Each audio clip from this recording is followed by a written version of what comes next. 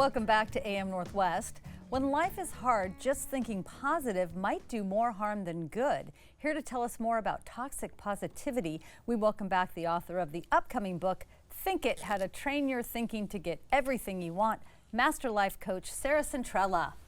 Hi, Sarah. Hi, Tammy. I love this excited topic. to be here. I love this topic because it's a tricky line when your positive thinking is actually doing more harm than good. So tell me about toxic positivity. Yeah, to me, toxic positivity is really when someone is trying to cover up their feelings or cover up the feelings of someone else by just saying, everything's fine, you're going to be fine, everything's okay. And you can almost feel it kind of in your body when someone tells you that, or even when you're trying to tell yourself that.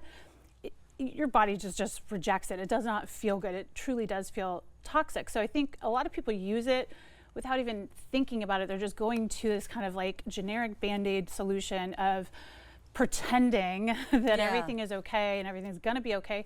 And there's many times when it's not okay. Right. And it might not be okay for a while. And I think it's covering up the deeper conversation. Yeah, so what is the difference between that and then using positive self-talk when times get hard? Yeah, so to me, they're really different. Toxic positivity or just always being positive is, again, just very generically telling myself things like, I'm gonna be fine, everything is fine. So it's not addressing the problem, which kind of brings more anxiety almost, because my brain is still trying to solve what that problem is and doesn't feel okay and doesn't feel fine. So what I teach is I teach people how to actually change that thought into something that they want instead. So if I'm feeling anxious, for example, because maybe I lost my job, or I'm afraid that I might lose my job. We're in economic times right now that are pretty uncertain. I think a lot of people are worried about things like that. If someone just said, you're fine, you're always gonna be fine, you're a good worker, you're fine, right? You're like, that's not taking into account my valid feelings that things are changing, layoffs are happening, that is making me anxious.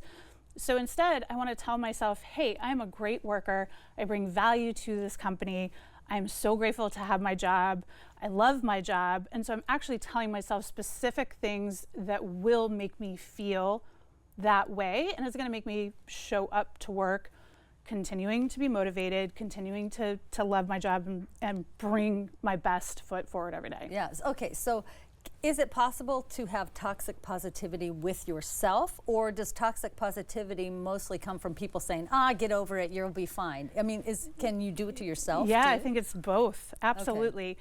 Because if you don't know what else to do, a lot of people think, oh, well, I should be positive. And positive is everything's fine. It's rainbows and sunshine and the world is perfect, right? But to me, that's not what positivity is. Positivity is much more targeted towards what I want, that thing is positive. Does that make sense? Yes. So if my brain is going down this tunnel of everything is going wrong and here's all the ways it can go wrong, me taking the time out with that and saying, wait a second, what are the things that could go right? Let me pinpoint those and focus on those. Now I'm actually doing something really productive that is positive because those outcomes are positive. Yeah. Does that kind of make sense? Yes, so rather than just like putting a Band-Aid on a bullet wound, is what I always say, you're actually creating a new outcome that gives you power. Right. Okay. And you have a lot of tools. Yeah. But let's talk about two of them. The first one is the pause, the power of pause. Power of pause. So the power of pause is a great one for anything that causes you anxiety on a pretty regular basis. Let's say your financial situation pops up and you're worried about that, and now you've trained yourself to worry about it every single day, all day long, right? Yeah. That's a good example, but there's many. So whatever it is that you stress about the most would fall into this category. The first thing you want to ask yourself is there anything I can do about this right now? And most of the time, as you're driving, your car or walking your dog, you can't fix it, right? There's nothing you can do about it. So then your follow-up is, I can't focus on it, because if I focus on it, I'm making it worse.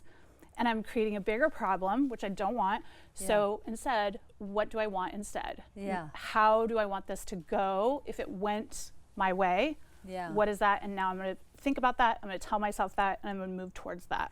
I love that question of Can I change it right now? Yeah. And the power of pause. And we don't have time to get to mental tennis, but we will talk about that another time. Yes. You have so many great tips. I'm looking forward to your upcoming book, and it is called Think It.